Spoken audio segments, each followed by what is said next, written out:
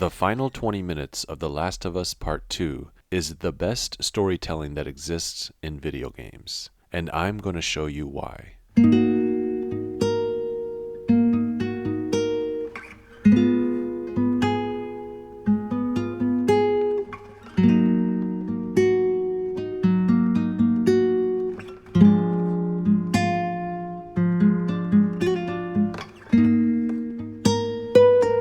Since Part 1's original release in 2013, many of us have experienced the story of Joel and Ellie over the 10+ years of the series' existence. Its unique mix of story, characters, themes, gameplay, and music from Gustavo Santaolalla has resulted in an experience that the community often describes as something you can't put into words, but something you feel. The final moments of Part 2 are certainly no exception. Part 2's culminating 20 minutes, Ellie's confrontation with Abby in the waters of Santa Barbara, her return to the ranch, and her final flashback with Joel that reminds her of the true purpose of their relationship and the power it has to simultaneously allow Ellie to forgive Abby and achieve release from her own vengeful path, are masterfully executed in a profound and touching way by Naughty Dog. This string of moments take one of video games' most beloved protagonists, Ellie, and perfectly brings about her final character development, paid off by the reveal of what is truly behind the long-lasting relationship that we have felt over the course of these two beautiful games between Ellie and her surrogate father, Joel. I present to you our final moments with Ellie in The Last of Us Part 2.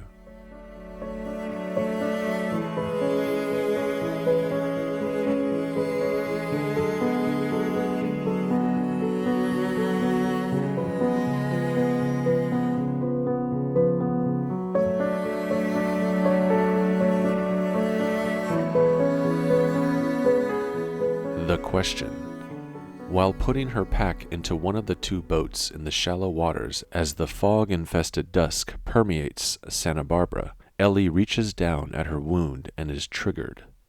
She remembers Joel in seemingly the only way she has been able to since his death, his face bloodied, beaten by Abby, gone. The blood from the injury she received while still on her path of vengeance when she ran into the Rattlers just hours earlier reminds her of Joel, but only through the darker avenue she chooses to remember him by.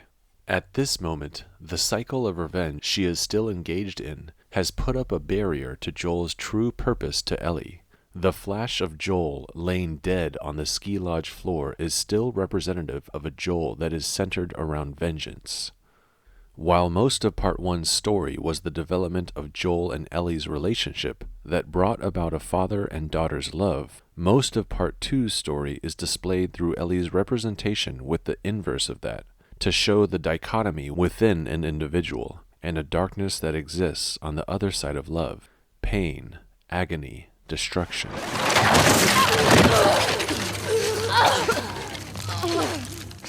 So what is it that takes Ellie's mistaken understanding of what Joel represents to her in this moment that leads her to engage in violence with Abby yet again, later to this moment where she is finally able to experience a release from the grips of violence, and that she allows Abby to leave, where she finally is unbound from her quest for retribution that she has been on over the entirety of Part 2. The answer to this involves understanding what Joel and Ellie truly represent to each other. In Part 2's final moments, Ellie is able to finally see through to what she lost sight of, visualized by breaking through of the literal fog that surrounds her in this moment, to now see what has always been at the core of the relationship she and Joel have. It's me. Look. It's me. He tried to... Oh, baby girl. It's okay. Joel. It's okay.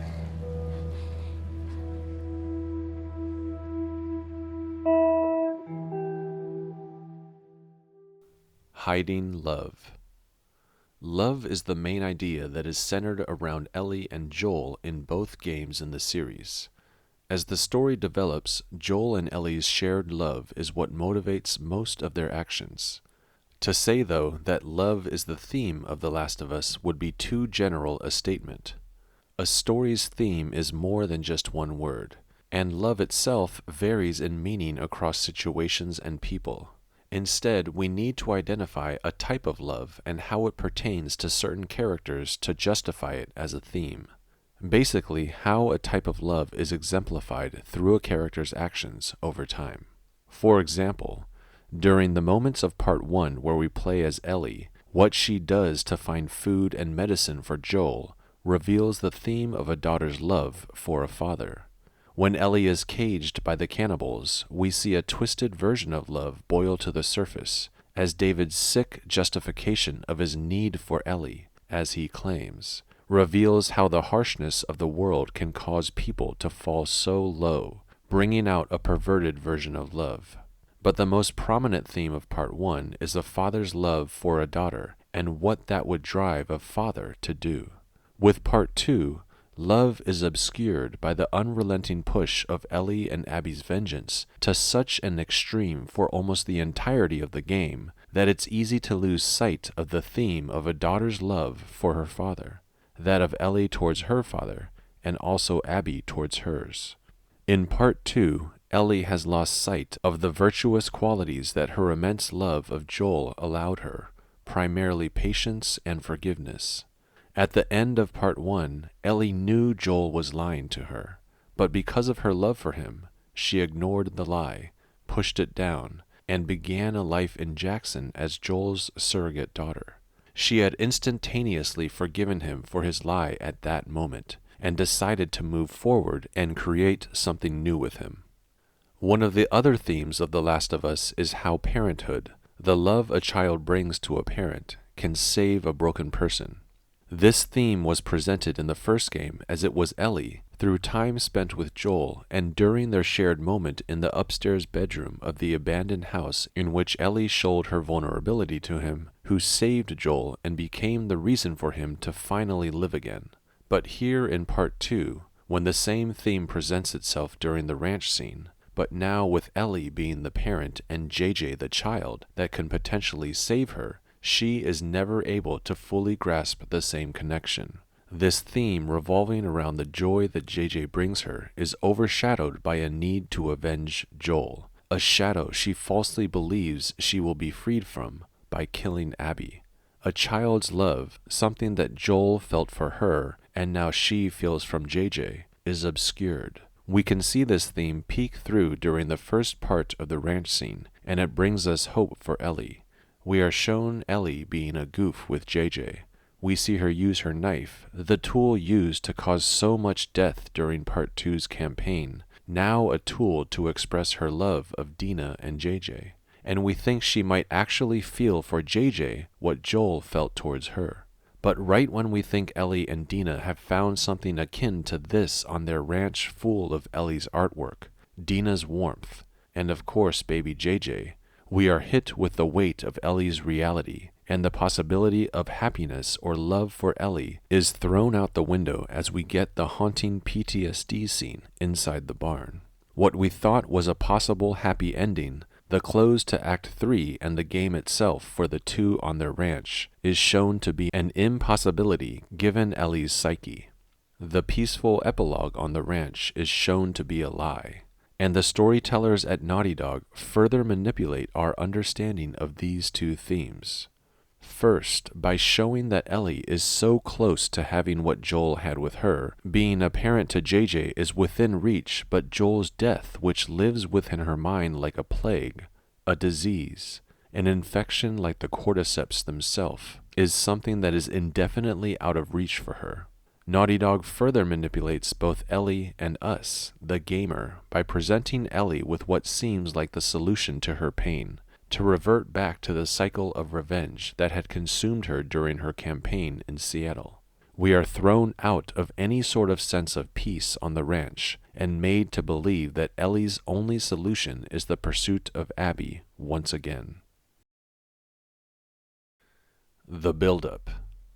Ellie's collapse back into darkness is the necessary catalyst that pushes her through Part 2's final act, Ellie's path through Santa Barbara and arrival at Abby on the beach.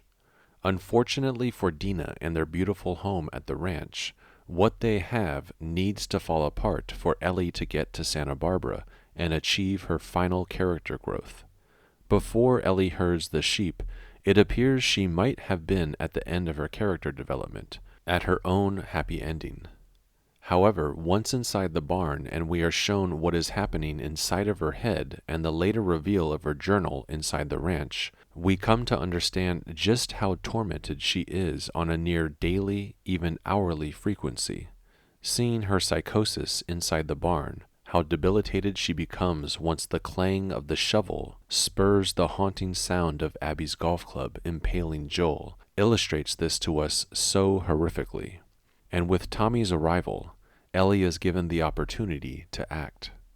Tommy provides our protagonist a means to continue the story, but also to serve as a warning to her. Tommy presents what this ongoing need to fulfill the revenge of Joel's death will do to Ellie if she pursues it. He exists as a deterrent that Ellie cannot recognize. Tommy foreshadows what will become of Ellie in 3 different ways: Tommy's decrepit body, the loss of his partner Maria, and his selfishness.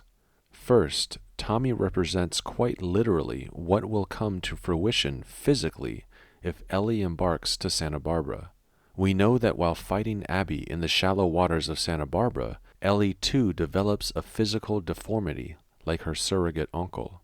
Tommy's body is a shattering of what he once was, a virile one-man army that took out dozens of wolves on his own. Now unable to walk spryly and with only one good eye. This is one of his costs of vengeance. Ellie too will suffer a physical loss by the game's end, 2 of her fingers bitten off, and upon returning to the deserted ranch, she is now unable to properly play the song Joel taught her, serving as a permanent consequence and reminder she will always live with when she interacts with a symbol of Joel's love for her. Second, Tommy says he and Maria are taking time apart. This is no doubt a result of what he has become after his return from Seattle. After Ellie's return from Santa Barbara, we know that she will experience a parallel loss with the absence of Dina and JJ at the ranch by the game's end. And third, Tommy's presence shows the selfishness that wanting to avenge a loved one results in. But he wasn't always like this. After Jesse and Tommy find Ellie at the aquarium and they return to the theater, the 3 discuss returning to Jackson for the purpose of unselfish reasons, so that Dina can be in a safe place for the remainder of her pregnancy. The trio are prepared to let Abby go. Tommy reminds Ellie that they did achieve some level of retribution against Abby's group, and even with the knowledge that they didn't get Abby herself, they are ready to stop and return to Jackson so Dina can have proper care. But we all know what happens next. Jesse is shot dead, Tommy and Dina are almost killed, and Ellie is shown to become the bad guy, hearkening back to the villainous David battle from part 1. After Abby and Lev's assault on the theater, any thought of relinquishing vengeance towards Abby is gone from Tommy's mind. Since that night, Tommy has had an off-screen character development and grown in a negative aspect. Now at the ranch, Tommy presents here as such a detestable character. He lashes out at Ellie inside their home and makes the selfish remark of bringing up a past promise Ellie made him when yelling at Dina outside. His return to the selfish path of retribution towards Abby foreshadows what could happen to Ellie. Like Tommy, when she returns to the ranch after Santa Barbara, she will be physically broken, alone, and absent from any loved ones. But knowing the ending, we are aware that Ellie doesn't fully become like Tommy. This is due to one quality, a virtue Ellie uncovers, thanks to what she remembers about Joel. Let's now uncover what that is. Subversion. The night before she leaves, we come back to Ellie's alignment to wanting revenge, and her current interpretation of what Joel's death still means to her can only be seen as something that motivates her to accomplish this. Ellie comes upon her box of personal belongings and opens her journal. We read how the thoughts of Joel and his death relentlessly work on and oppress her. On the other side of her journal, we see the lyrics of a song that is equally haunting. Ellie is not able to express her grief outwardly. She tells Dina she's not like her. She cannot eat and sleep. But her journaling and music are how she releases what's inside. It's incredibly sad that at this point, everything she has left of her father's memory is darkness. She describes it as a mask. She covers up his eyes when she draws him, and her lyrics tell of a noose around her neck and an unachievable end to these thoughts. The question remains for Ellie, when will this stop? The penultimate flashback, where Ellie and Dina have their first romantic moment, shows how existence between Joel and Ellie is in the time since Joel came clean with the truth. Every memory Ellie has of Joel has been building to this moment. The weight of the lie has been growing with each successive memory until here, where she lashes out at him in her cruel declaration about not having a right to be her father. You all right, kiddo? What is wrong with you? He had no right. And you do? The anger Ellie expresses towards Joel is a masterful misdirection we see play out in this memory. Additionally, this memory serves to show that Ellie's need to address Joel's death trumps everything else, even Ellie's connection with Dina. Ellie strums a song on the game's conduit for flashbacks, and we are reminded of what Ellie has built with Dina since they shared their first kiss. Will this memory of her and Dina stop Ellie from going? Will what she has with Dina be enough to stop her? The answer is no. Even in this memory, a happy one between Ellie and Dina, its purpose lies in Ellie's reaction and realization of her explosion towards Joel. At this point in the game, we still are not aware of the final scene of reconciliation between Ellie and Joel. There are hints of this peppered in the prologue that we can only make sense of after knowing how Ellie was able to repair her relationship with Joel. As Ellie and Jesse walk through town towards the horses, Ellie reassures Maria that she and Joel are good. The guy really cares about you, and I'm sure he didn't mean to. We're fine. Yeah? Yeah. And later, while out on patrol, Ellie tells Dina she plans to watch a movie with Joel later that night. What are you doing tonight? I was thinking of inviting Joel to watch a movie. Oh. You guys good? Yeah. Maria's conversation informs us there was a falling out between the two of them. Was it finally Ellie confronting the lie of St. Mary's Hospital to Joel? At the beginning of the game, we simply don't know. And then later, the conversation Ellie has with Dina tells us the falling out has been mended. As the game continues and we learn about the schism that grew between them because of the lie, with it ultimately erupting in Ellie's declaration that the two are done when she returns to the hospital, and Joel finally coming clean with the truth, we see the results of this in Ellie's harshness to Joel inside Jackson's bar, in this memory. As Joel leaves, the flashback centers on Ellie and what we can imagine her thoughts are. It shows something has shifted in Ellie's mind, but the flashback stops and we are left to interpret Ellie's thoughts without knowing all of the information yet. Naughty Dog is still hiding something of significance to be paid off at the game's climax. While in their kitchen, Dina tries to stop Ellie in the coldness of the pre-dawn morning. She tells Ellie she doesn't owe Tommy anything. Dina additionally says that she doesn't come before their family, she being Abby. But it isn't about Abby, and it's definitely not about Tommy. For Ellie, it is and always has been about Joel. But given the most recent flashback we are given up to this point in the game, we are left to ask why. From this point of the game until Ellie unlocks the memory of her and Joel on his porch, allowing her to remember the true purpose of their relationship, Naughty Dog is strategic about how much information they reveal, and we are left to wonder what is driving Ellie towards retribution for Joel if their relationship was so strained. Neil Druckmann, whether you hate him or love him, is an objectively good storyteller. One storytelling device he seems to love to implement is subversion. We actually underestimated our audience a little bit. They're so sophisticated now. So you have to get more sophisticated, like how am I still going to surprise players and viewers? Everything that we put out there is shaping expectation. And then the final game, hopefully, if we do our job right, should subvert those expectations in an interesting way. This is done masterfully in two ways. First, the buildup of Ellie returning to her path of vengeance from the moment Tommy gives Ellie a lead all the way through the destruction she causes in Santa Barbara to the game's ending is subverted by her final memory of Joel. As Ellie eventually arrives in Santa Barbara and shreds through the Rattlers to find Abby, it appears there is nothing that will stop her from finding and killing her. And once she does find her, we think Ellie will kill her. She holds Abby under the waters for such an extended amount of time, there is no other possibility that we see, other than Ellie accomplishing retribution, until the spark of Joel.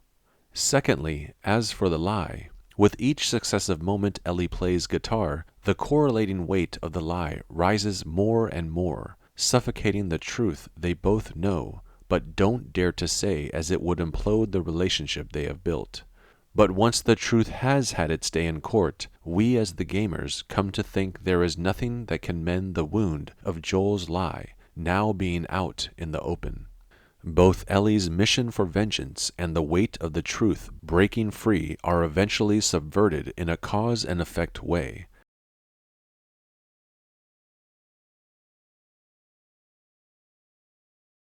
Ellie breaks free from the shackles of vengeance she falsely stepped into at the start of the game, but only as a result of the final memory shown to us she has with Joel. One comes after the other, as the final flashback is only revealed to us at the very end, when Ellie returns to the ranch. Knowing this, knowing the game's ending, we can truly appreciate Neil Druckmann and the Naughty Dog team's efforts to accomplish their ending. If you can remember back to your first playthrough and recall the night Ellie decides to leave, the real magic to what makes the eventual ending so perfect is how the information currently available to us before Ellie leaves to Santa Barbara is presented, and how we use that to inform us where we thought the story was going. Our line of thought at that moment was likely twofold. We thought there is nothing that will stop Ellie from stepping down her dark path of revenge and eventually accomplishing her goal. And once we were shocked by her vengeance being subverted, once we see Ellie have her quick flash of Joel while drowning Abby, we were completely derailed by what we thought we knew of the status quo of their relationship. What could this thought of Joel have triggered in Ellie? For us, all of the memories of Joel so far had a varied tinge or stain of the outcomes of Joel's lie melded into them.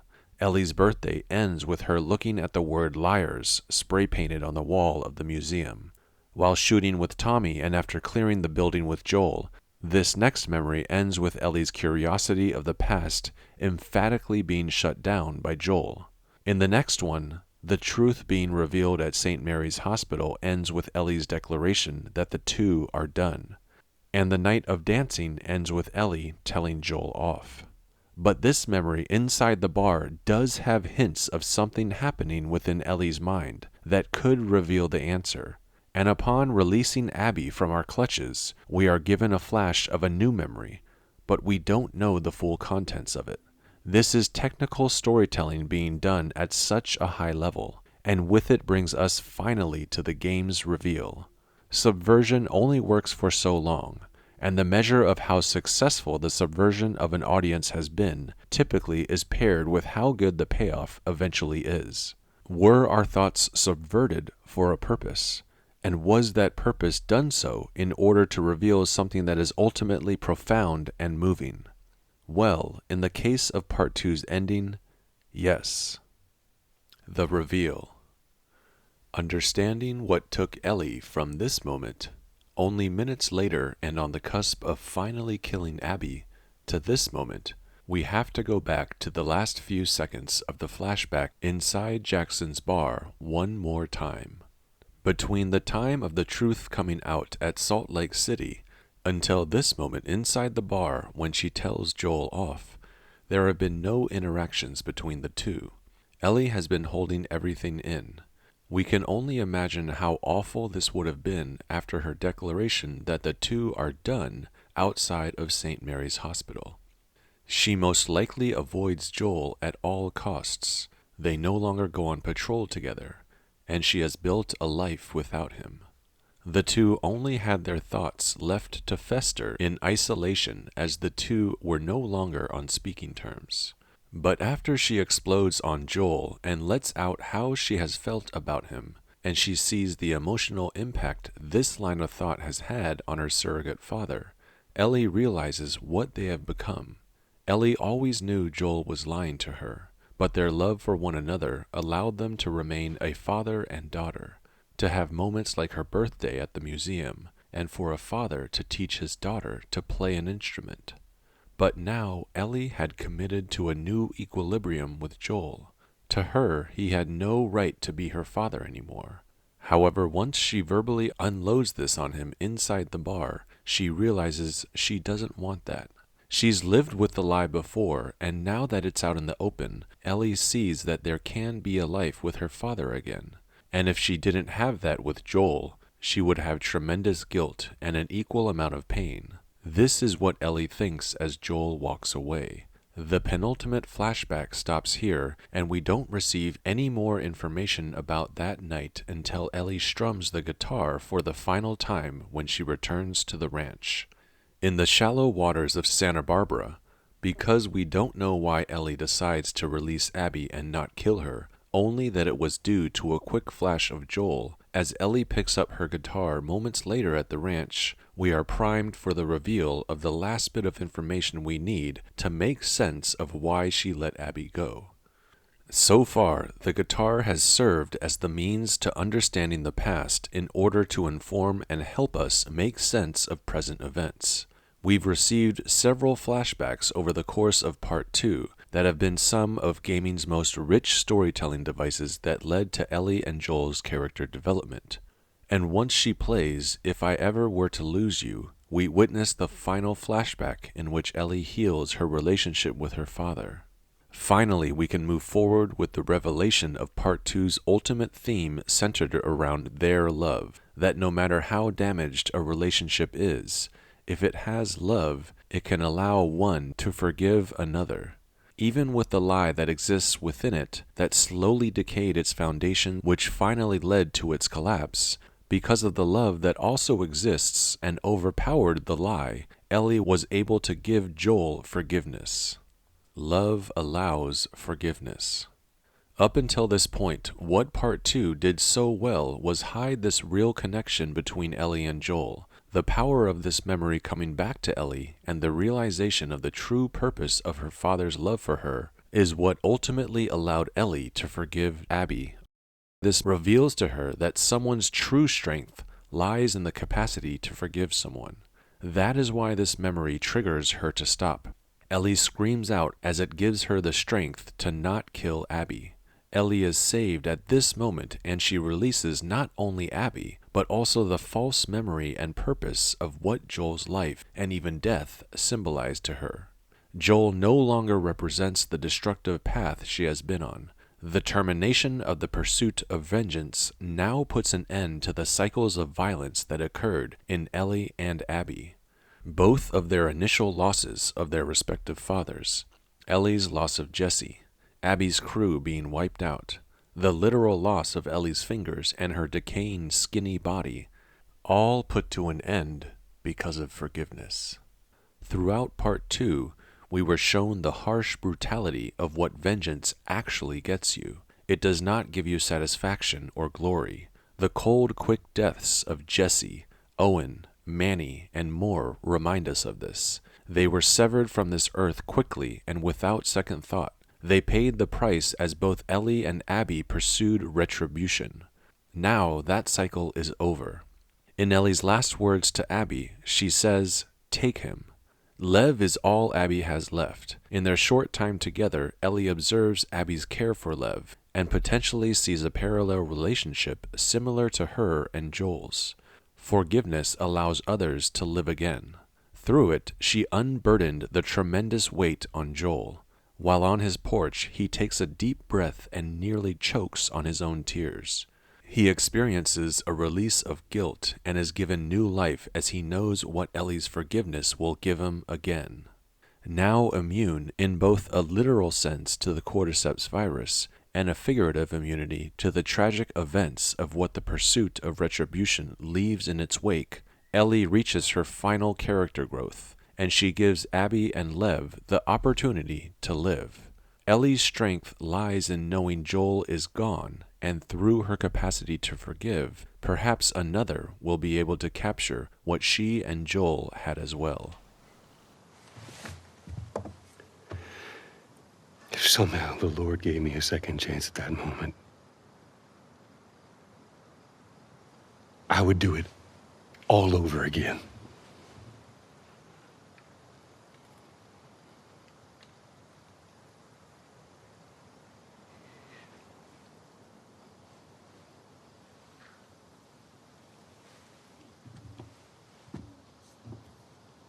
Yeah.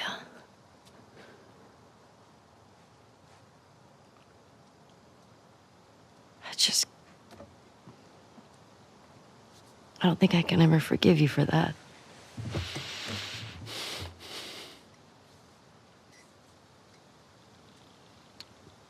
But I would like to try.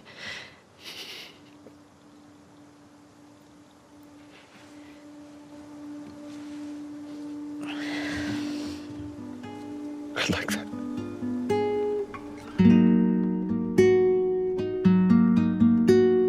Alright guys, that's all I got for this one. Let me know down in the comments section what you guys think of The Last of Us Part 2's perfect ending, or anything else Last of Us related. I'll be jumping down into the comments section below to keep up the discussion with you all there. I truly appreciate your time. See you on the next one, and may your death be swift.